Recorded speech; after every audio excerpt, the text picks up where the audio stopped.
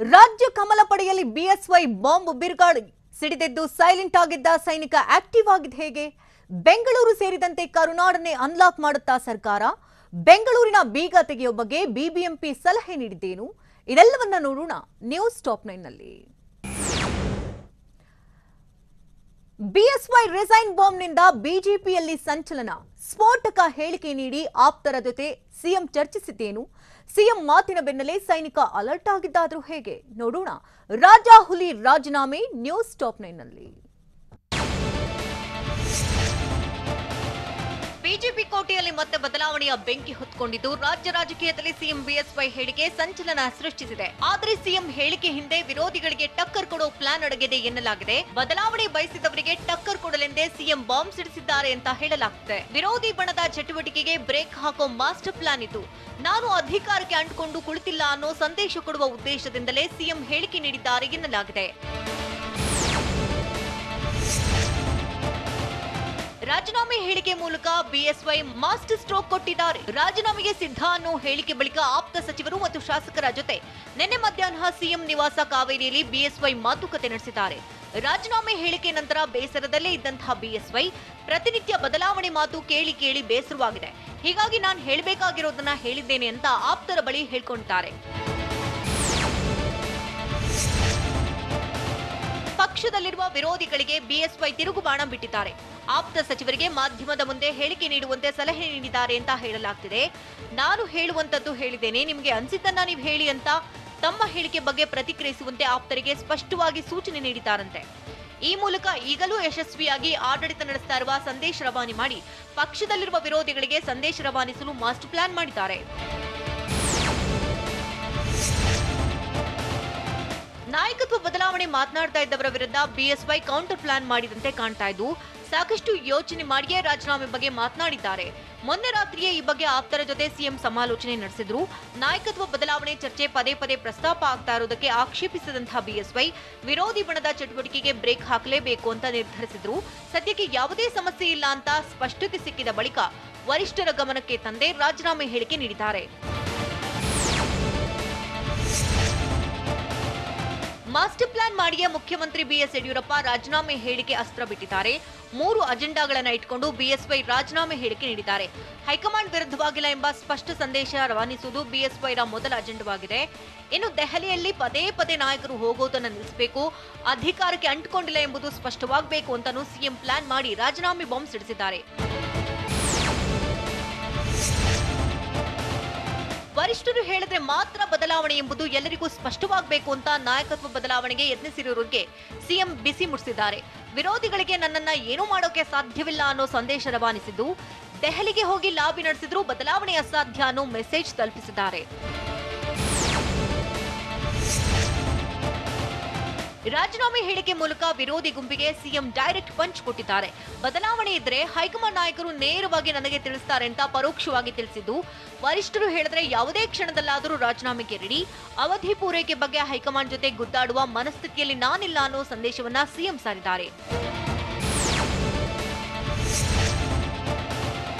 ಮುಖ್ಯಮಂತ್ರಿ ಬಿಎಸ್ ಯಡಿಯೂರಪ್ಪರ ರಾಜೀನಾಮೆ ಮಾತಿನ ಬೆನ್ನಲ್ಲೇ ಸಚಿವ ಸಿಪಿ ಯೋಗೇಶ್ವರ್ ಅಲರ್ಟ್ ಆಗಿದ್ದಾರೆ. ಕಳೆದ 5 ದಿನದಿಂದ ಚನ್ನಪಟ್ಟಣದಲ್ಲಿದ್ದಂತಹ ಸಚಿವ ಯೋಗೇಶ್ವರ್ ರಾತ್ರೋರಾತ್ರಿ ಬೆಂಗಳೂರಿಗೆ ಆಗಮಿಸಿದ್ದಾರೆ. ನಿನ್ನೆ ಸಿಎಂ ಹೇಳಿಕೆ ವಿಚಾರವಾಗಿ ಪ್ರತಿಕ್ರಿಯಿಸಿದಂತಹ ಸಿಪಿವೈ, ಬಿಎಸ್ವೈ ಬಗ್ಗೆ ನಾನು ಮಾತನಾಡಿದ್ರೆ ಬೆಂಕಿ ಹೊತ್ಕೊಳ್ಳುತ್ತೆ, ನಮ್ಮದು ರಾಷ್ಟ್ರೀಯ ಪಕ್ಷ, ಹೀಗಾಗಿ ಹೈಕಮಾಂಡ್ ನಿರ್ಧಾರ ಮಾಡುತ್ತೆ ಅಂತ ಹೇಳಿದ್ರು. ಇದರ ಬೆನ್ನಲ್ಲೇ ಬೆಂಗಳೂರಿಗೆ ದೌಡಾಯಿಸಿದ್ದಾರೆ. ರಾಜ್ಯದಲ್ಲಿ ಯಾವುದೇ ಕಾರಣಕ್ಕೂ ಸಿಎಂ ಬದಲಾವಣೆ ಇಲ್ಲ ಅಂತ ಬಿಜೆಪಿ ರಾಜ್ಯಾಧ್ಯಕ್ಷ ನಳಿನ್ ಕುಮಾರ್ ಕಟೀಲ್ ಸೇರಿದಂತೆ ಕೇಂದ್ರ ಸಚಿವರೇ ಹೇಳ್ತಿದ್ದಾರೆ. ಆದರೆ ಶೀಘ್ರದಲ್ಲೇ ಬದಲಾವಣೆ ಅನ್ನೋ ವಿಶ್ವಾಸದಲ್ಲಿ ವಿರೋಧಿ ಬಣವಿದೆ. ಮುಖ್ಯಮಂತ್ರಿ ಬಿಎಸ್ ಯಡಿಯೂರಪ್ಪರ ಹೇಳಿಕೆ ತಂತ್ರವನ್ನ ಒಪ್ಪಲು ಸಿದ್ಧವಿಲ್ಲದ ವಿರೋಧಿ ಬಣ ಬಿಎಸ್ವೈಗೆ ಹೈಕಮಾಂಡ್ನಿಂದ ಸೂಚನೆ ಬಂದಿದೆ ಎಂದಿದೆ. ಸ್ಫೋಟಕ ಹೇಳಿಕೆ ಮೂಲಕ ವಿರೋಧಿ ಬಣಕ್ಕೆ ಸಂದೇಶ ರವಾನಿಸಿದ್ರ ಸಿಎಂ. ಬಿಎಸ್ವೈ ಬಾಂಬ್ ಬೆನ್ನಲ್ಲೇ ಆಪ್ತರು ಫುಲ್ ಅಲರ್ಟ್ ಆಗಿದ್ದು ಹೇಗೆ? ದೆಹಲಿಗೆ ಹೋಗಲು ಸಿದ್ಧ ಅಂತ ಹೇಳಿದ್ಯಾರು? ನೋಡೋಣ ಬಿಜೆಪಿಯಲ್ಲಿ ಬಿರುಗಾಳಿ ನ್ಯೂಸ್ ಟಾಪ್ 9 ನಲ್ಲಿ. ರಾಜ್ಯ ರಾಜಕೀಯದಲ್ಲಿ ಸಿಎಂ ಹೇಳಿಕೆ ಅಲ್ಲೋಲ ಕಲ್ಲೋಲ ಸೃಷ್ಟಿ ಮಾಡಿದೆ. ನಾಯಕತ್ವ ಬದಲಾವಣೆ ಕೂಗಿನ ಬೆನ್ನಲ್ಲೇ ಸಿಎಂ ಬಿಎಸ್ವೈ ದಿಢೀರ್ ಹೇಳಿಕೆಯಿಂದ ರಾಜ್ಯ ರಾಜಕೀಯದಲ್ಲಿ ಸಂಚಲನ ಶುರುವಾಗಿದೆ. ಸಿಎಂ ಪುತ್ರ ವಿಜಯೇಂದ್ರ ದೆಹಲಿ ಭೇಟಿ ಬಳಿಕ ಬಿಎಸ್ವೈ ಸ್ಫೋಟಕ ಮಾತುಗಳನ್ನು ಆಡಿದ್ದು ರಾಜ್ಯ ಬಿಜೆಪಿಯಲ್ಲಿ ನಾಯಕತ್ವ ಬದಲಾವಣೆ ಆಗೇ ಬಿಡುತ್ತಾ ಅನ್ನೋ ಪ್ರಶ್ನೆ ಮೂಡಿಸಿದೆ.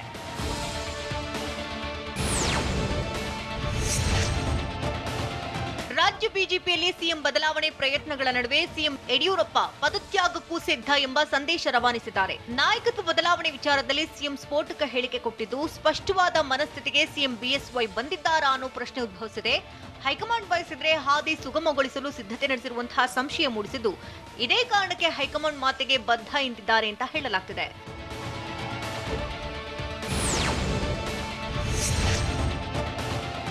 ಸಿಎಂ ರಾಜೀನಾಮೆ ಹೇಳಿಕೆ ಬೆನ್ನಲ್ಲೇ ಆಪ್ತರು ಫುಲ್ ಅಲರ್ಟ್ ಆಗಿದ್ದಾರೆ. ಮುಖ್ಯಮಂತ್ರಿ ಬಿಎಸ್ವೈ ಬೆನ್ನಿಗೆ ಬೆಂಬಲವಾಗಿ ಆಪ್ತ ಬಣ ನಿಂತಿದ್ದು ವಿರೋಧಿಗಳ ವಿರುದ್ಧ ಮಾತನಾಡಲು ದೆಹಲಿಗೆ ಬೇಕಾದ್ರೂ ಹೋಗ್ತೀವಿ, ನಾವೆಲ್ಲ ನಿಮ್ ಜೊತೆ ಇದ್ದೇವೆ ಅಂತ ಸಿಎಂ ಬಿಎಸ್ವೈಗೆ ಬೆಂಬಲ ಕೊಟ್ಟಿದ್ದಾರೆ.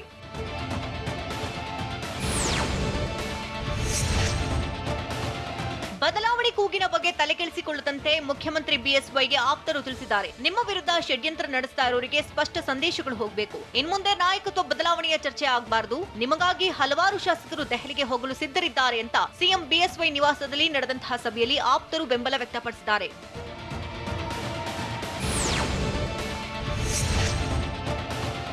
ನಡ್ಡಾ ಭೇಟಿ ಮೂಲಕ ವಿಜಯೇಂದ್ರ ಪಕ್ಷದೊಳಗೆ ಸ್ಪಷ್ಟ ಸಂದೇಶ ರವಾನಿಸಿದ್ರು. ಆದ್ರೆ ನಾಯಕತ್ವ ಬದಲಾವಣೆಗಾಗಿ ಹೈಕಮಾಂಡ್ ಭೇಟಿ ಮಾಡಿದವರಿಗೆ ಬಲ ಬಂದಂತೆ ಕಾಣ್ತಾ ಇದೆ.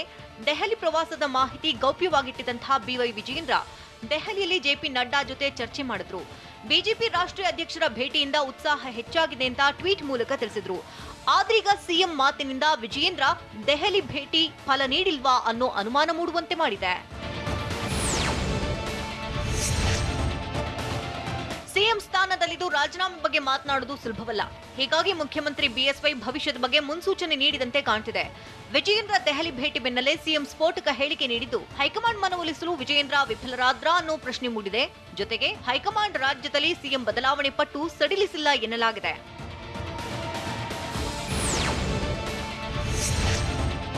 ನಾಯಕತ್ವ ಬದಲಾವಣೆ ಆಟದಲ್ಲಿ ಸಿಎಂ ಬಿಎಸ್ವೈ ಮೈಂಡ್ ಗೇಮ್ ಆಡ್ತಿದ್ದಾರಾ ಅನ್ನೋ ಪ್ರಶ್ನೆ ಉದ್ಭವಿಸಿದೆ. ಸಿಎಂ ಚೇಂಜ್ ಅನ್ನೋ ನೆಪದಲ್ಲಿ ಬೀಗುತ್ತಿದ್ದಂತಹ ಆಟಗಾರರಿಗೆ ಚೆಕ್ಮೇಟ್ ನೀಡಿದ್ದು ವಿರೋಧಿಗಳ ನಾಗಲೋಟಕ್ಕೆ ಬ್ರೇಕ್ ಹಾಕೋದಕ್ಕೆ ಪ್ಲಾನ್ ಮಾಡಿದ್ದಾರೆ. ರಾಜೀನಾಮೆ ಕೊಡ್ತೀನಿ ಅಂದ್ರೆ ಪರಿಸ್ಥಿತಿ ಬಿಗಡಾಯಿಸಲಿದ್ದು ಪರ ವಿರೋಧದಲ್ಲಿ ಬಿಎಸ್ವೈಗೆ ಹೆಚ್ಚಿನ ಬಲ ಬರುತ್ತೆ.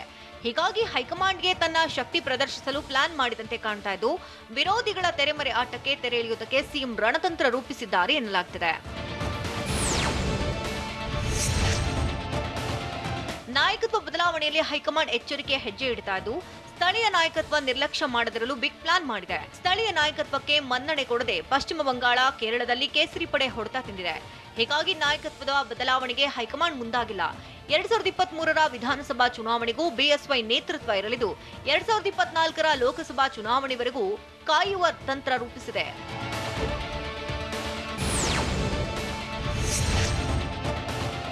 ಸಿಎಂ ನಾಯಕತ್ವ ಬದಲಾವಣೆಗೂ ಮುನ್ನ ರಾಜ್ಯಾಧ್ಯಕ್ಷ ಕಟೀಲು ಪಟ್ಟ ಬದಲಿಸಲು ಕಮಲ ಪಡೆ ಪ್ಲಾನ್ ಮಾಡಿತು. ಕಟೀಲು ಸ್ಥಾನ ಬದಲಿಸಿ ಸಿಎಂ ಸ್ಥಾನ ಭದ್ರಪಡಿಸಿಕೊಳ್ಳೋ ರಣತಂತ್ರ ರೂಪಿಸಲಾಗಿತ್ತು. ಆದ್ರೀಗ ರಾಜ್ಯಾಧ್ಯಕ್ಷರ ಸ್ಥಾನದ ಬದಲು ಸಿಎಂ ಸ್ಥಾನವೇ ಬದಲಾವಣೆ ಆಗುತ್ತಾ ಅನ್ನೋ ಪ್ರಶ್ನೆ ಉದ್ಭವಿಸಿದೆ. 2023ರ ವಿಧಾನಸಭೆ, 2024ರ ಲೋಕಸಭಾ ಚುನಾವಣೆ ಗೆಲ್ಲುವುದು ಬಿಜೆಪಿ ಟಾರ್ಗೆಟ್ ಆಗಿತ್ತು.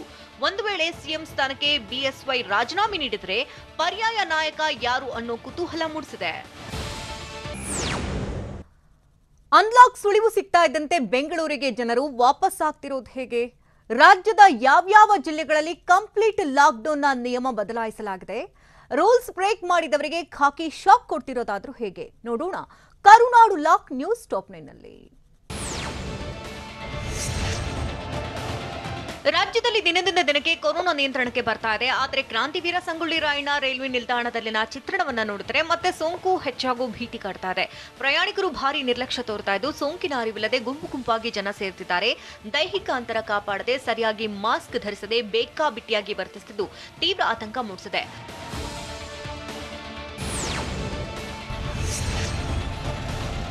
ಲಾಕ್ಡೌನ್ನಲ್ಲಿ ಉತ್ಪಾದನಾ ವಲಯಕ್ಕೆ ಸರ್ಕಾರ ರಿಲೀಫ್ ಕೊಟ್ಟಿದೆ. ಹೀಗಾಗಿ ಊರುಗಳಿಗೆ ತೆರಳಿದಂತಹ ಕಾರ್ಮಿಕರು ಬೆಂಗಳೂರಿಗೆ ವಾಪಸ್ ಆಗ್ತಿದ್ದಾರೆ. ಬೆಂಗಳೂರಿಗೆ ತುಮಕೂರು, ದಾವಣಗೆರೆ, ಶಿವಮೊಗ್ಗ, ಹಾಸನ, ದಕ್ಷಿಣ ಕನ್ನಡ ಸೇರಿದಂತೆ ವಿವಿಧ ಜಿಲ್ಲೆಗಳಿಂದ ಜನರು ಮರಳಿ ಬರ್ತಿದ್ದಾರೆ. ಹೀಗಾಗಿ ಪೀಣ್ಯ 8ನೇ ಮೈಲಿ ಬಳಿ ಟ್ರಾಫಿಕ್ ಜಾಮ್ ಆಗಿತ್ತು.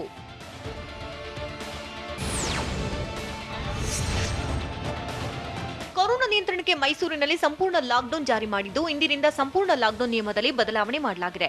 ವಾರದಲ್ಲಿ ಸೋಮವಾರ, ಬುಧವಾರ, ಶುಕ್ರವಾರ ಮತ್ತು 3 ದಿನ ಅಗತ್ಯ ವಸ್ತುಗಳ ಖರೀದಿಗೆ ಅವಕಾಶ ಕೊಟ್ಟಿದ್ದು ಬೆಳಗ್ಗೆ 6 ಗಂಟೆಯಿಂದ 10 ಗಂಟೆವರೆಗೆ ವ್ಯಾಪಾರ ವಹಿವಾಟಿಗೆ ಗ್ರೀನ್ ಸಿಗ್ನಲ್ ನೀಡಲಾಗಿದೆ. ಹೆಚ್ಚಿನ ಒತ್ತಡವನ್ನು ತಪ್ಪಿಸಲು ಪ್ರಮುಖ ರಸ್ತೆಗಳಲ್ಲಿ ಬ್ಯಾರಿಕೇಡ್ ಹಾಕಿದ್ದು ಮಾರುಕಟ್ಟೆ ಬಳಿ ಪೊಲೀಸ್ ಬಂದೋಬಸ್ತ್ ಮಾಡಲಾಗಿತ್ತು. ಜೊತೆಗೆ ಬಡಾವಣೆಗಳಲ್ಲೇ ಅಗತ್ಯ ವಸ್ತುಗಳ ಖರೀದಿಗೆ ಅವಕಾಶ ನೀಡಿದರು.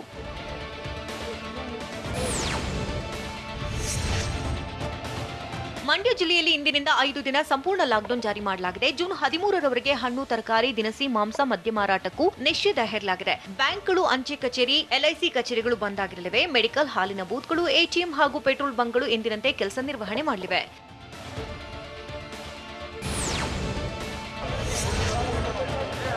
ಚಿಕ್ಕಬಳ್ಳಾಪುರದಲ್ಲಿ ಕಂಪ್ಲೀಟ್ ಲಾಕ್ಡೌನ್ನಿಂದಾಗಿ 3 ದಿನಗಳ ಕಾಲ ಸಡಿಲಿಕೆ ಮಾಡಿದ್ದು ಅಗತ್ಯ ವಸ್ತುಗಳ ಖರೀದಿಗೆ ಜನರು ಮುಗಿಬಿದ್ರು. ಬೆಳಗ್ಗೆ 6 ಗಂಟೆಯಿಂದ 10 ಗಂಟೆವರೆಗೆ ಅಗತ್ಯ ವಸ್ತುಗಳ ಖರೀದಿಗೆ ಅವಕಾಶ ನೀಡಲಾಗಿತ್ತು. ಜಿಲ್ಲೆಯಾದ್ಯಂತ ಎಪಿಎಂಸಿಯ ತರಕಾರಿ, ಹೂ, ಟೊಮ್ಯಾಟೊ, ಹಣ್ಣು ಮಾರುಕಟ್ಟೆಗಳು ಸೇರಿದಂತೆ ದಿನಸಿ ಮಾರುಕಟ್ಟೆಗಳನ್ನು ತೆರೆಯುವುದಕ್ಕೆ ಅವಕಾಶ ನೀಡಲಾಗಿದೆ. ವಾಣಿಜ್ಯ ವಹಿವಾಟು ಹೊರತುಪಡಿಸಿ ಅಗತ್ಯ ವಸ್ತುಗಳ ಅಂಗಡಿ ತೆರೆಯುವುದಕ್ಕೆ ಅವಕಾಶ ನೀಡಲಾಗಿದೆ.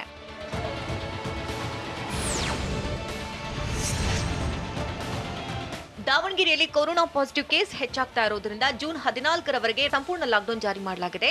ಅಗತ್ಯ ವಸ್ತುಗಳ ಖರೀದಿಗೆ ಇಂದು, ಬುಧವಾರ ಮತ್ತು ಶುಕ್ರವಾರ ಅವಕಾಶ ನೀಡಲಾಗಿದೆ. ಸೋಂಕು ಕಡಿಮೆಯಾಗದೇ ಇರುವುದರಿಂದ ಜಿಲ್ಲಾಧಿಕಾರಿ ಮಹಾಂತೇಶ್ ಬೀಳಗಿ ಆದೇಶ ಮಾಡಿದ್ದು ನಿಯಮ ಉಲ್ಲಂಘನೆ ಮಾಡಿದವರಿಗೆ ಪೊಲೀಸರು ಬಿಸಿ ಮುಟ್ಟಿಸುತ್ತಿದ್ದಾರೆ.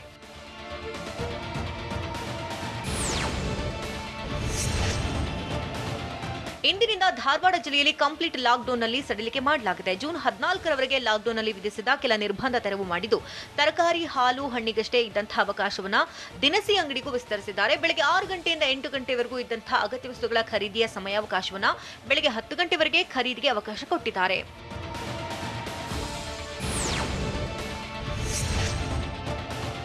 ಕೊಪ್ಪಳದಲ್ಲಿ ಜೂನ್ 14ರವರೆಗೆ ಕಂಪ್ಲೀಟ್ ಲಾಕ್ಡೌನ್ ವಿಸ್ತರಣೆಯಾಗಿದ್ದು ಕೆಲವು ಸಡಿಲಿಕೆ ನೀಡಿ ಜಿಲ್ಲಾಧಿಕಾರಿ ವಿಕಾಸ್ ಕಿಶೋರ್ ಸುರಳ್ಕರ್ ಆದೇಶ ಮಾಡಿದ್ದಾರೆ. ಅಗತ್ಯ ವಸ್ತುಗಳ ಖರೀದಿಗೆ ಬೆಳಗ್ಗೆ 6 ಗಂಟೆಯಿಂದ 10 ಗಂಟೆವರೆಗೆ ಅವಕಾಶ ನೀಡಿದ್ದು ಬಾರ್ಗಳಲ್ಲಿ ಪಾರ್ಸಲ್ ಪಡೆಯಬಹುದಾಗಿದೆ. ಉಳಿದಂತೆ ಕೈಗಾರಿಕೆಗಳು, ಸರಕು ವಾಹನಗಳ ಓಡಾಟಕ್ಕೆ ಬ್ಯಾಂಕ್ ಓಪನ್ ಮಾಡೋದಕ್ಕೂ ಒಪ್ಪಿಗೆ ನೀಡಿದ್ದಾರೆ.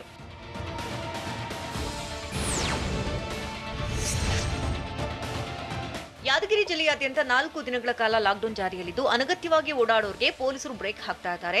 ನಗರದ ಪ್ರಮುಖ ರಸ್ತೆಗಳಲ್ಲಿ ಬ್ಯಾರಿಕೇಡ್ ಹಾಕಿ ತಪಾಸಣೆ ಮಾಡ್ತಾ ಇದ್ದು ಬೇಕಾಬಿಟ್ಟಿ ರಸ್ತೆಗಳಿದಂತಹ ವಾಹನಗಳನ್ನು ಸೀಸ್ ಮಾಡ್ತಿದ್ದಾರೆ. ಬೆಳಗ್ಗೆ 6 ಗಂಟೆಯಿಂದಲೇ ಫೀಲ್ಡ್ಗಿಳಿದಿರತಕ್ಕಂಥ ಪೊಲೀಸರು ನಗರದ ಶಹಾಪುರ ರಸ್ತೆಯಲ್ಲಿ 20ಕ್ಕೂ ಹೆಚ್ಚು ಬೈಕ್ಗಳನ್ನು ಜಪ್ತಿ ಮಾಡಿದ್ದಾರೆ. ಕೊರೋನಾದ ಅಬ್ಬರ ಕಡಿಮೆಯಾಗ್ತಾ ಇದ್ದು ಅನ್ಲಾಕ್ ಫಿಕ್ಸ್. ಕರುನಾಡ ಜನರ ಮನೆವಾಸಕ್ಕೆ ಮುಕ್ತಿ ಸಿಗೋದ್ಯಾವಾಗ? ಯಾವ್ಯಾವ ಜಿಲ್ಲೆಗಳಲ್ಲಿ ಯಾವ ಆಧಾರದಲ್ಲಿ ಅನ್ಲಾಕ್ ಮಾಡ್ತಾರೆ ನೋಡೋಣ. ಶೀಘ್ರದಲ್ಲೇ ಅನ್ಲಾಕ್. ನ್ಯೂಸ್ ಟಾಪ್ 9ನಲ್ಲಿ ಕರುನಾಡಿಗೆ ಬಿದ್ದಿರೋ ಲಾಕ್ ಶೀಘ್ರದಲ್ಲೇ ಓಪನ್ ಆಗೋ ನಿರೀಕ್ಷೆ ಮೂಡಿದೆ. 1.5 ತಿಂಗಳ ಜನರ ಮನೆವಾಸಕ್ಕೆ ಮುಕ್ತಿ ಸಿಗಲಿದ್ದು ಅನ್ಲಾಕ್ ಮಾಡೋ ಬಗ್ಗೆ ಸ್ವತಃ ಮುಖ್ಯಮಂತ್ರಿ ಬಿಎಸ್ ಯಡಿಯೂರಪ್ಪ ಅವರೇ ಸುಳಿವು ಕೊಟ್ಟಿದ್ದಾರೆ. ಪಾಸಿಟಿವಿಟಿ ದರ ಪ್ರಮಾಣ 5% ಕಡಿಮೆ ಬರಬೇಕು. ಎಲ್ಲಿ ಕೋವಿಡ್ ಪಾಸಿಟಿವಿಟಿ ಕಡಿಮೆಯಾಗುತ್ತೋ ಅಲ್ಲಿ ಲಾಕ್ಡೌನ್ ಸಡಿಲಿಕೆ ಬಗ್ಗೆ ಚರ್ಚಿಸಿ ನಿರ್ಧಾರ ಕೈಗೊಳ್ಳುತ್ತೇವೆ ಅಂತ ಸಿಎಂ ಬಿಎಸ್ವೈ ತಿಳಿಸಿದ್ದಾರೆ. ಹೀಗಾಗಿ ಇಂದಿನ ಟಾಸ್ಕ್ ಫೋರ್ಸ್ ಸಭೆಯಲ್ಲಿ ಅನ್ಲಾಕ್ಗೆ ಅಂತಿಮ ತೀರ್ಮಾನ ಕೈಗೊಳ್ಳುವ ಸಾಧ್ಯತೆ ಇದೆ.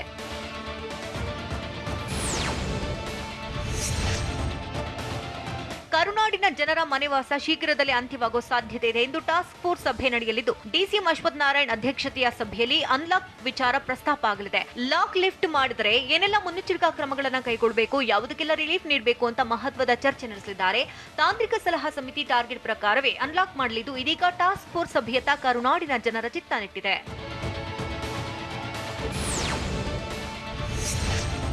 ಬೆಂಗಳೂರಿನಲ್ಲಿ ಕೊರೋನಾ ಪಾಸಿಟಿವಿಟಿ ದರ ಭಾರಿ ಇಳಿಕೆಯಾಗಿದ್ದು ಅನ್ಲಾಕ್ಗೆ ಯಾವುದೇ ಅಭ್ಯಂತರ ಇಲ್ಲ ಅಂತ ಬಿಬಿಎಂಪಿ ತಿಳಿಸಿದೆ. ಕೋವಿಡ್ ಪಾಸಿಟಿವಿಟಿ ದರ 40% ರಿಂದ 5.46ಕ್ಕೆ ಇಳಿಕೆಯಾಗಿದೆ. ಮೇ 1ರಿಂದ ಮೇ 20ರವರೆಗೆ ಪಾಸಿಟಿವಿಟಿ ದರ 40%ರಷ್ಟಿದ್ದು ಇದೀಗ ಜೂನ್ ಆರಂಭದಲ್ಲೇ ಪಾಸಿಟಿವಿಟಿ ದರ ಕುಸಿದಿದೆ. ಬೆಂಗಳೂರಿನಲ್ಲಿ ನಿನ್ನೆ 68,235 ಜನರಿಗೆ ಕೋವಿಡ್ ಟೆಸ್ಟ್ ಮಾಡಿದ್ದು ಈ ಪೈಕಿ 2,944 ಜನರಲ್ಲಿ ಮಾತ್ರ ಕೊರೋನಾ ಪಾಸಿಟಿವ್ ಬಂದಿದೆ. ಕೋವಿಡ್ ಪಾಸಿಟಿವಿಟಿ ದರ 5.46ಕ್ಕೆ ಇಳಿದಿರುವುದರಿಂದ ಬೆಂಗಳೂರಿನಲ್ಲಿ ಅನ್ಲಾಕ್ಗೆ ಬಿಬಿಎಂಪಿ ಒಪ್ಪಿಗೆ ಕೊಟ್ಟಿದೆ.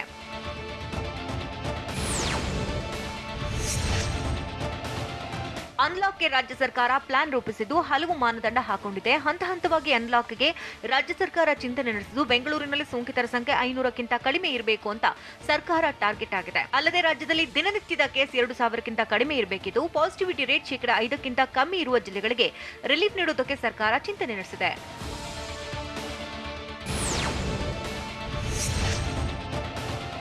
ಕರುನಾಡಿನಲ್ಲಿ ಫ್ರೀಡೌನ್ಗೆ ರಾಜ್ಯ ಸರ್ಕಾರ ಲೆಕ್ಕಾಚಾರ ಹಾಕಿದ್ದು ಬೆಂಗಳೂರು ಸೇರಿದಂತೆ ರಾಜ್ಯದಲ್ಲಿ ಏಕಾಏಕಿ ಅನ್ಲಾಕ್ ಸಾಧ್ಯತೆ ಇಲ್ಲ. ಹಂತ ಹಂತವಾಗಿ ವಾಣಿಜ್ಯ ಚಟುವಟಿಕೆಗೆ ಅವಕಾಶ ನೀಡಲು ಪ್ಲಾನ್ ಮಾಡಲಾಗಿದೆ. ತಜ್ಞರ ಸಲಹೆ ಪ್ರಕಾರವೇ ಹಂತ ಹಂತವಾಗಿ ಅನ್ಲಾಕ್ ಪ್ರಕ್ರಿಯೆ ನಡೆಯಲಿದ್ದು, ಏಕಾಏಕಿ ಅನ್ಲಾಕ್ ಮಾಡಿದ್ರೆ ಕೊರೋನಾ ಸ್ಫೋಟಗೊಳ್ಳುವ ಭೀತಿ ಇದೆ. ಜನರು ಗುಂಪಾಗಿ ಸೇರುವುದರಿಂದ ಕೊರೋನಾ ಬಾಂಬ್ ಸ್ಫೋಟಗೊಳ್ಳಲಿದೆ. ಹೀಗಾಗಿ ಹಂತ ಹಂತವಾಗಿ ಫ್ರೀಡೌನ್ ಮಾಡೋದಕ್ಕೆ ಸರ್ಕಾರ ಪ್ಲಾನ್ ಮಾಡಿದೆ.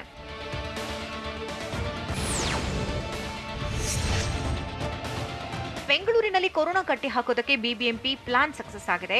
ರಾಜ್ಯ ರಾಜಧಾನಿಯಲ್ಲಿ ಲಾಕ್ಡೌನ್ ಕಂಟಿನ್ಯೂ ಮಾಡುವಂತೆ ಬಿಬಿಎಂಪಿ ಪಟ್ಟು ಹಿಡಿದಿತ್ತು. ಅಲ್ಲದೆ ಕ್ರೂರಿ ಚೈನ್ ಲಿಂಕ್ ಬ್ರೇಕ್ ಮಾಡೋದಕ್ಕೆ ಬಿಬಿಎಂಪಿ ಮುಖ್ಯ ಆಯುಕ್ತ ಗೌರವ್ ಗುಪ್ತಾ ತಂಡವನ್ನು ರಚನೆ ಮಾಡಿದ್ರು. ವಾರ್ ರೂಮ್ ರಚನೆ, ಟ್ರ್ಯಾಕಿಂಗ್, ಟ್ರೀಟ್ಮೆಂಟ್ ಪ್ಲಾನ್ ಫಲ ಕೊಟ್ಟಿದ್ದು ಸರ್ಕಾರವೂ ಕೂಡ ಪ್ರಶಂಸೆ ವ್ಯಕ್ತಪಡಿಸಿದೆ.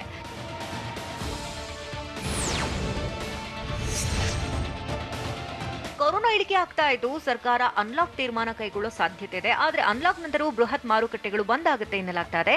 ಕೆಆರ್ ಮಾರ್ಕೆಟ್, ರೆಸಲ್ ಮಾರ್ಕೆಟ್ಗಳಂತಹ ದೊಡ್ಡ ಮಾರುಕಟ್ಟೆಗೆ ಬೀಗ ಹಾಕುವ ಕುರಿತು ಚಿಂತನೆ ನಡೆಸಲಾಗಿದೆ.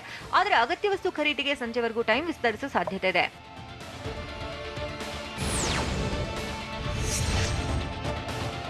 ಅನ್ಲಾಕ್ ಆದರೆ ರಾಜ್ಯದಲ್ಲಿ ಓಲಾ, ಊಬರ್, ಆಟೋ ಸಂಚಾರ ಆರಂಭ ಆಗೋ ಸಾಧ್ಯತೆ ಇದೆ. 50% ಪ್ರಯಾಣಿಕರ ಸಂಚಾರಕ್ಕೆ ಅನುಮತಿ ನೀಡುತ್ತಾರೆ ಎನ್ನಲಾಗಿದೆ.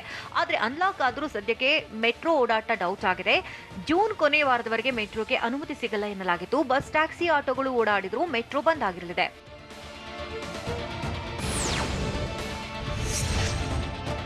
ಜೂನ್ 14ರ ಬಳಿಕ ಕರುನಾಡಿನಲ್ಲಿ ಅನ್ಲಾಕ್ ಆಗುವುದು ಫಿಕ್ಸ್ ಎನ್ನಲಾಗಿದ್ದು, ಲಾಕ್ ಲಿಫ್ಟ್ ಮಾಡಿ ಬಿಎಂಟಿಸಿ, ಕೆಎಸ್ಆರ್ಟಿಸಿ ಸಂಚಾರಕ್ಕೆ ಅವಕಾಶ ಕೊಡೋ ಸಾಧ್ಯತೆ ಇದೆ. ಬೆಂಗಳೂರಿನಲ್ಲಿ 1500ರಿಂದ 2000 ಬಿಎಂಟಿಸಿ ಬಸ್ಗಳು ರಸ್ತೆಗಿಳಿಯುವ ಸಾಧ್ಯತೆ ಇದ್ದು, ಆದರೆ ಬೆಂಗಳೂರಿನಲ್ಲಿ ವೋಲ್ವೋ ಬಸ್ಗಳ ಸಂಚಾರಕ್ಕೆ ಬ್ರೇಕ್ ಹಾಕುವುದು ಫಿಕ್ಸ್ ಆಗಿದೆ. ಇನ್ನು ರಾಜ್ಯದಲ್ಲಿ 3000 ಕೆಎಸ್ಆರ್ಟಿಸಿ ಬಸ್ಗಳು ಮಾತ್ರ ರಸ್ತೆಗಿಳಿಯಲಿವೆ ಎನ್ನಲಾಗ್ತಿದ್ದು, ಐರಾವತ, ವೈಭವ್ ಸೇರಿದಂತೆ ಎಸಿ ಬಸ್ಗಳನ್ನು ರಸ್ತೆಗಿಳಿಸದಿರಲು ಸರ್ಕಾರ ಪ್ಲಾನ್ ಮಾಡಿದೆ. ಬೆಂಗಳೂರಿನಲ್ಲಿ ಖಾಸಗಿ ಆಸ್ಪತ್ರೆಗಳ ವ್ಯಾಕ್ಸಿನ್ ಮಾಫಿಯಾ ಹೇಗಿದೆ? ಲಸಿಕೆ ಪಡೆಯಲು 30ರಿಂದ 35 ಕಿಲೋಮೀಟರ್ ದೂರದಿಂದ ಬರ್ತಿರೋದಾದ್ರೂ ಎಲ್ಲಿ? ಕೊರೋನಾಗೆ ಸಹೋದರರೇ ಬಲಿಯಾಗಿದ್ದಾದ್ರೂ ಹೇಗೆ? ನೋಡೋಣ ಕೊರೋನಾ ಘಾತ ನ್ಯೂಸ್ ಟಾಪ್ 9ನಲ್ಲಿ. ಬೆಂಗಳೂರಲ್ಲಿ ಖಾಸಗಿ ಆಸ್ಪತ್ರೆಗಳಿಂದ ವ್ಯಾಕ್ಸಿನ್ ಮಾಫಿಯಾ ಶುರುವಾಗಿದೆ. ಸರ್ಕಾರಿ ಆಸ್ಪತ್ರೆಯಲ್ಲಿ ಲಸಿಕೆ ಖಾಲಿಯಾದರೂ ಖಾಸಗಿ ಆಸ್ಪತ್ರೆಗಳಲ್ಲಿ ಫುಲ್ ಸ್ಟಾಕ್ ಇದೆ. ಕಳೆದ ವಾರ ಬಿಬಿಎಂಪಿಗೆ ಕೇವಲ 85,000 ಡೋಸ್ ಸಿಕ್ಕಿದೆ. ಆದರೆ ಖಾಸಗಿ ಆಸ್ಪತ್ರೆಗಳಿಗೆ ನೇರವಾಗಿ ಕಂಪನಿಗಳಿಂದಲೇ ಸಪ್ಲೈ ಆಗ್ತಾ ಇದೆ. ಹೀಗಾಗಿ ಟಿವಿ9 ಲಸಿಕೆ ಮಾಫಿಯಾ ಬಯಲು ಮಾಡಿದ್ದು, ವ್ಯಾಕ್ಸಿನ್ ಮಾಫಿಯಾ ಬೆನ್ನಟ್ಟಿದಾಗ ಬೆಚ್ಚಿ ಬೀಳಿಸೋ ಸತ್ಯ ಬಯಲಾಗಿದೆ.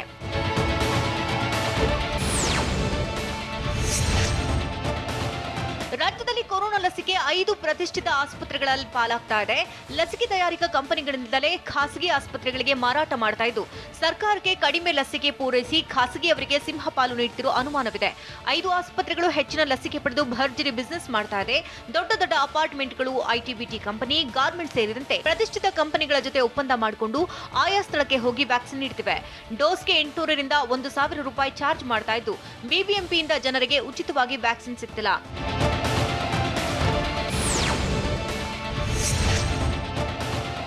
ಸರ್ಕಾರಿ ಆಸ್ಪತ್ರೆಗಳಲ್ಲಿ ಲಸಿಕೆ ಅಭಾವ ಹೆಚ್ಚಿಸಿ ಖಾಸಗಿ ಆಸ್ಪತ್ರೆಗಳಿಗೆ ಲಾಭ ಮಾಡಲಾಗ್ತಾ ಇದ್ದು, ರಾಜ್ಯದ ಪ್ರಭಾವಿ ನಾಯಕರಿಂದಲೇ ವ್ಯಾಕ್ಸಿನ್ ಮಾಫಿಯಾಗೆ ಬೆಂಬಲ ಸಿಕ್ಕಿದೆ. ಈಗಾಗಲೇ ಅಪಾರ್ಟ್ಮೆಂಟ್ಗಳಿಗೆ ಖಾಸಗಿ ಆಸ್ಪತ್ರೆಗಳು ಲಸಿಕೆ ಕೊಡ್ತಾ ಇದ್ದು, ಬೇಕಾಬಿಟ್ಟಿ ದರ ವಸೂಲಿ ಮಾಡ್ತಾ ಇದೆ. ಲಸಿಕೆ ತಾರತಮ್ಯದ ಬಗ್ಗೆ ಅಧಿಕಾರಿಗಳ ತೀವ್ರ ಅಸಮಾಧಾನ ವ್ಯಕ್ತಪಡಿಸಿದ್ದು, ಬಿಬಿಎಂಪಿ ಲಸಿಕಾ ಕೇಂದ್ರಗಳಲ್ಲಿ ಲಸಿಕೆ ಬರ್ತಿಲ್ಲ ಅಂತ ಹೇಳಿದ್ದಾರೆ.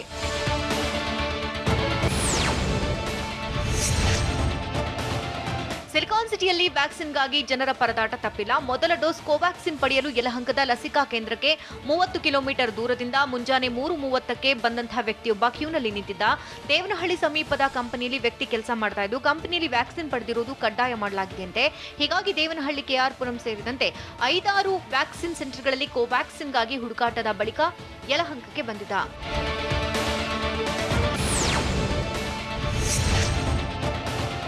ಲಸಿಕೆ ಪಡೆಯಲು ಜನರ ಪರದಾಟ ಹೇಳತಿರದಾಗಿದೆ. ಯಲಹಂಕ ಲಸಿಕಾ ಕೇಂದ್ರಕ್ಕೆ ಮುಂಜಾನೆ 3:50ಕ್ಕೆ ಯುವತಿಯೊಬ್ಬಳು 35 ಕಿಲೋಮೀಟರ್ನಿಂದ ಬಂದಿದ್ದು, ಕೆಲಸ ಮಾಡ್ತಿರುವಂತಹ ಕಂಪನಿಯಲ್ಲಿ ವ್ಯಾಕ್ಸಿನ್ ಕಡ್ಡಾಯ ಮಾಡಿದ್ದು 4 ಸಹೋದ್ಯೋಗಿಗಳೊಂದಿಗೆ ಯುವತಿ ಆಗಮಿಸಿದ್ಲು. ನಮ್ಮ ಏರಿಯಾಗಳಲ್ಲಿ 2ನೇ ಡೋಸ್ ಮಾತ್ರ ಕೊಡ್ತಿದ್ದಾರೆ, ಇಲ್ಲಿ ಬೇಗ ಬಂದ್ರೆ ವ್ಯಾಕ್ಸಿನ್ ಸಿಗುತ್ತೆ ಅಂತ ಬಂದಿದ್ದೇನೆ ಅಂತ ಯುವತಿ ತಿಳಿಸಿದ್ಲು.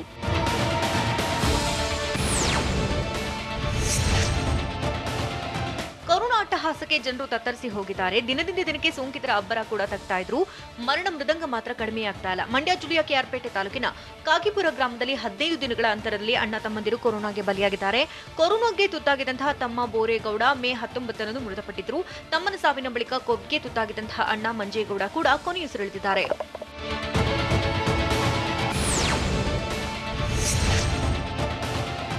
ರಾಜ್ಯದಲ್ಲಿ ದಿನೇ ದಿನೇ ಬ್ಲಾಕ್ ಫಂಗಸ್ ಆರ್ಭಟ ಹೆಚ್ಚಾಗ್ತಾ ಇದೆ. ಆದರೂ ಕೂಡ ಕೆಲ ಆಸ್ಪತ್ರೆಗಳು ರೋಗಿಗಳನ್ನು ದಾಖಲಿಸಿಕೊಳ್ಳುವುದಕ್ಕೆ ಹಿಂದೇಟು ಹಾಕ್ತಾ ಇತ್ತು. ಅಲ್ಲದೆ ಚಿಕಿತ್ಸೆಯೂ ಕೂಡ ದುಬಾರಿಯಾಗಿದೆ. ಈ ಬಗ್ಗೆ ಟಿವಿ9 ವರದಿಯಿಂದ ಎಚ್ಚೆತ್ತಿರುವಂತಹ ಸರ್ಕಾರ ಬ್ಲಾಕ್ ಫಂಗಸ್ ಚಿಕಿತ್ಸೆಗೆ ದರ ನಿಗದಿಪಡಿಸಲು ಚಿಂತನೆ ನಡೆಸಿದೆ. ಈಗಾಗಲೇ ಮಹಾರಾಷ್ಟ್ರದಲ್ಲಿ ದರ ನಿಗದಿ ಮಾಡಿದ್ದು, ಅದರಂತೆ ರಾಜ್ಯದಲ್ಲಿ ಚಿಕಿತ್ಸೆಗೆ ದರ ನಿಗದಿ ಮಾಡೋ ಸಾಧ್ಯತೆ ಇದೆ.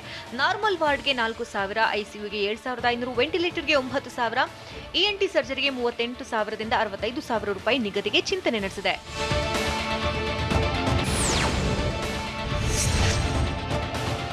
ಕರುನಾಡಿನಲ್ಲಿ ಕೊರೋನಾ ಬಳಿಕ ಬ್ಲಾಕ್ ಫಂಗಸ್ ಆರ್ಭಟ ಹೆಚ್ಚಾಗ್ತಾ ಇದೆ. ರಾಜ್ಯದಲ್ಲಿ ಇವರಿಗೆ 1,784 ಬ್ಲಾಕ್ ಫಂಗಸ್ ಪ್ರಕರಣ ಪತ್ತೆಯಾಗಿದ್ದು 111 ಜನರು ಫಂಗಸ್ನಿಂದ ಮೃತಪಟ್ಟಿದ್ದಾರೆ. ಕೇವಲ 62 ರೋಗಿಗಳು ಮಾತ್ರ ಗುಣಮುಖರಾಗಿದ್ದಾರೆ. ಬ್ಲಾಕ್ ಫಂಗಸ್ ಚಿಕಿತ್ಸೆ ದುಬಾರಿ ಆಗ್ತಾ ಇರೋದ್ರಿಂದ ರೋಗಿಗಳು ಪರದಾಡುವಂತಾಗಿದೆ. ಹೀಗಾಗಿ ಬ್ಲಾಕ್ ಫಂಗಸ್ ಚಿಕಿತ್ಸೆಯನ್ನು ಆಯುಷ್ಮಾನ್ ಭಾರತ್ ಆರೋಗ್ಯ ಕರ್ನಾಟಕ ಯೋಜನೆಯಡಿ ತರುವ ಆಲೋಚನೆಯಲ್ಲಿದೆ ಸರ್ಕಾರ.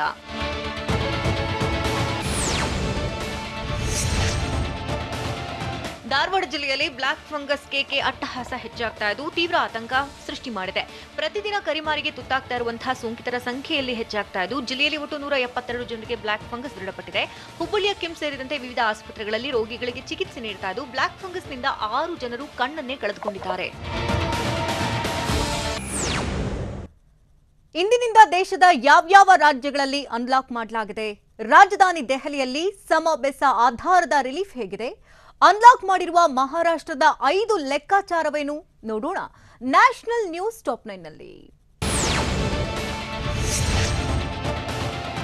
ದೇಶದಲ್ಲಿ ಕಳೆದ 24 ಗಂಟೆಯ ಅವಧಿಯಲ್ಲಿ 1,636 ಹೊಸ ಕೊರೋನಾ ಪಾಸಿಟಿವ್ ಕೇಸ್ಗಳು ಪತ್ತೆಯಾಗಿದೆ. ಏಪ್ರಿಲ್ ತಿಂಗಳ ಬಳಿಕ ಇದೀಗ ದೇಶದಲ್ಲಿ ನಿತ್ಯದ ಕೊರೋನಾ ಕೇಸ್ 1 ಲಕ್ಷಕ್ಕೆ ಇಳಿಕೆಯಾಗಿದೆ. ಕಳೆದ 24 ಗಂಟೆ ಅವಧಿಯಲ್ಲಿ 1,74,000 ಮಂದಿ ಕೊರೋನಾದಿಂದ ಗುಣಮುಖರಾಗಿದ್ದಾರೆ. ಆದರೆ ಕಳೆದ 24 ಗಂಟೆಯ ಅವಧಿಯಲ್ಲಿ 2,427 ಮಂದಿ ಕೊರೋನಾದಿಂದ ಸಾವನ್ನಪ್ಪಿದ್ದಾರೆ.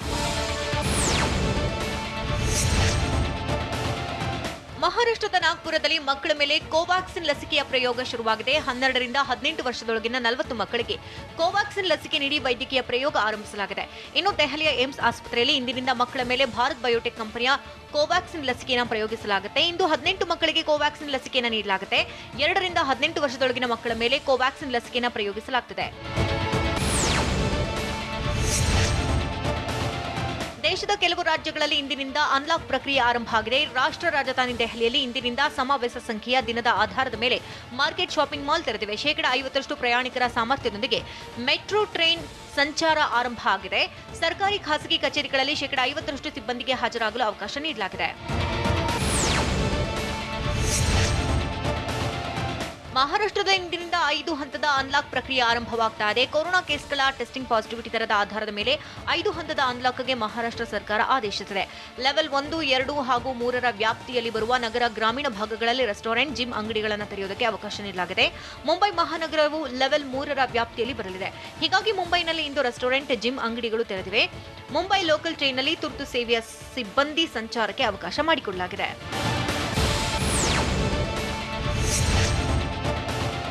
ಉತ್ತರ ಪ್ರದೇಶದಲ್ಲೂ ಅನ್ಲಾಕ್ ಪ್ರಕ್ರಿಯೆ ಆರಂಭ ಆಗಿದೆ. ಲಕ್ನೋ, ಮೀರತ್, ಸಹರಾಪುರ ಹಾಗೂ ಗೋರಖ್ಪುರ ಜಿಲ್ಲೆ ಹೊರತುಪಡಿಸಿ ಉಳಿದೆಲ್ಲ ಜಿಲ್ಲೆಗಳಲ್ಲಿ ಕೊರೋನಾ ಕರ್ಫ್ಯೂ ತೆರವು ಮಾಡಲಾಗ್ತಾ ಇದೆ. ಈ 4 ಜಿಲ್ಲೆಗಳಲ್ಲಿ ಈಗಲೂ ಕೊರೋನಾ ಸಕ್ರಿಯ ಪ್ರಕರಣಗಳ ಸಂಖ್ಯೆ ಹೆಚ್ಚಾಗಿದೆ. ಉಳಿದ 71 ಜಿಲ್ಲೆಗಳಲ್ಲಿ ಅನ್ಲಾಕ್ ಪ್ರಕ್ರಿಯೆ ಆರಂಭ ಆಗಿದೆ. ನೋಯ್ಡಾ, ಗಾಜಿಯಾಬಾದ್ ನಗರಗಳಲ್ಲೂ ಅನ್ಲಾಕ್ ಪ್ರಕ್ರಿಯೆ ಶುರುವಾಗಿದೆ. ಗುಜರಾತ್ನಲ್ಲಿ ಇಂದಿನಿಂದ 100% ಸಿಬ್ಬಂದಿ ಸರ್ಕಾರಿ ಕಚೇರಿ, ಖಾಸಗಿ ಕಚೇರಿಗಳಿಗೆ ಹಾಜರಾಗಲು ಅವಕಾಶ ನೀಡಲಾಗಿದೆ. ಜೂನ್ 4ರಿಂದಲೇ ಗುಜರಾತ್ನಲ್ಲಿ ಬೆಳಗ್ಗೆ 9 ಗಂಟೆಯಿಂದ ಸಂಜೆ 4ರವರೆಗೆ ಅಂಗಡಿ ತೆರೆಯುವುದಕ್ಕೆ ಅವಕಾಶ ನೀಡಲಾಗಿದೆ. ರಾತ್ರಿ 10ರವರೆಗೆ ಹೋಮ್ ಡೆಲಿವರಿಗೂ ಅವಕಾಶ ನೀಡಲಾಗಿದೆ. ಇನ್ನು ರಾಜಸ್ಥಾನದಲ್ಲಿ 50% ಸಿಬ್ಬಂದಿ ನಾಳೆಯಿಂದ ಸರ್ಕಾರಿ ಕಚೇರಿಗೆ ಹಾಜರಾಗಬಹುದಾಗಿದೆ. ಕೊರೋನಾ ರೋಗಿಗಳ ಚಿಕಿತ್ಸೆಗೆ ಕೇಂದ್ರದ ಆರೋಗ್ಯ ಇಲಾಖೆ ಹೊಸ ಮಾರ್ಗಸೂಚಿ ಹೊರಡಿಸಿದೆ. ಈ ಮಾರ್ಗಸೂಚಿಯಲ್ಲಿ ವೈದ್ಯಕೀಯವಾಗಿ ಸಾಬೀತಾದ ಹಾಗೂ ಪರಿಣಾಮಕಾರಿಯಾದ ಔಷಧಿ ಬಳಕೆಗೆ ಮಾತ್ರ ವೈದ್ಯರಿಗೆ ಸೂಚಿಸಲಾಗಿದೆ. HCQ ಮಾತ್ರೆ, ಫವಿಪಿರವಿರ್, ಐವೋರ್ಮೆಕ್ಟಿನ್, ಡಾಕ್ಸಿಸೈಕ್ಲಿನ್, ಜಿಂಕ್, ಪ್ಲಾಸ್ಮಾ ಥೆರಪಿಗೆ ಹೊಸ ಸೂಚನೆ ಕೊಟ್ಟಿಲ್ಲ. ಮನಸ್ಸಿಗೆ ಬಂದಂತೆ ಸಿಟಿ ಸ್ಕ್ಯಾನ್, HRCT ಮಾಡಬಾರದು. ಸ್ಟೆರಾಯ್ಡ್ ಅನ್ನ ತರ್ಕರಹಿತವಾಗಿ ಬಳಸುವಂತಿಲ್ಲ ಅಂತ ಹೊಸ ಮಾರ್ಗಸೂಚಿಯಲ್ಲಿ ವೈದ್ಯರಿಗೆ ತಿಳಿಸಲಾಗಿದೆ.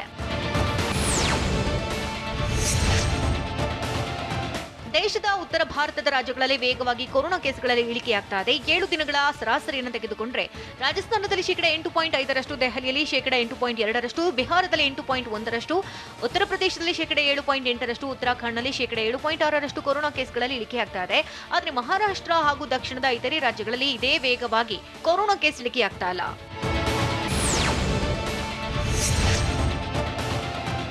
ಕೋವಿಶೀಲ್ಡ್ ಮತ್ತು ಕೋವ್ಯಾಕ್ಸಿನ್ ಲಸಿಕೆ 2 ಡೋಸ್ ಲಸಿಕೆ ಪಡೆದವರಲ್ಲಿ ಹೆಚ್ಚಿನ ಮಟ್ಟದ ವೈರಸ್ ವಿರುದ್ಧದ ಪ್ರತಿಕಾಯಗಳು ಬೆಳವಣಿಗೆ ಆಗ್ತಾ ಇದೆ. ಕೋಲ್ಕತ್ತಾದ ವೈದ್ಯ ಡಾಕ್ಟರ್ ಎಕೆ ಸಿಂಗ್ ನೇತೃತ್ವದ ವೈದ್ಯರ ತಂಡ ನಡೆಸಿದಂತಹ ಅಧ್ಯಯನದಲ್ಲಿ ಈ ಬಗ್ಗೆ ತಿಳಿದು ಬಂದಿದೆ. ಕೋವಿಶೀಲ್ಡ್ ಮತ್ತು ಕೋವ್ಯಾಕ್ಸಿನ್ ಲಸಿಕೆ ಪಡೆದಿದ್ದ 515 ಹೆಲ್ತ್ ಕೇರ್ ವರ್ಕರ್ಗಳನ್ನ ಅಧ್ಯಯನಕ್ಕೆ ಒಳಪಡಿಸಿದ್ದು, ಕೋವ್ಯಾಕ್ಸಿನ್ಗೆ ಹೋಲಿಸಿದ್ರೆ ಕೋವಿಶೀಲ್ಡ್ ಹೆಚ್ಚು ಪರಿಣಾಮಕಾರಿ ಅನ್ನೋದು ಅಧ್ಯಯನದಿಂದ ತಿಳಿದು ಬಂದಿದೆ.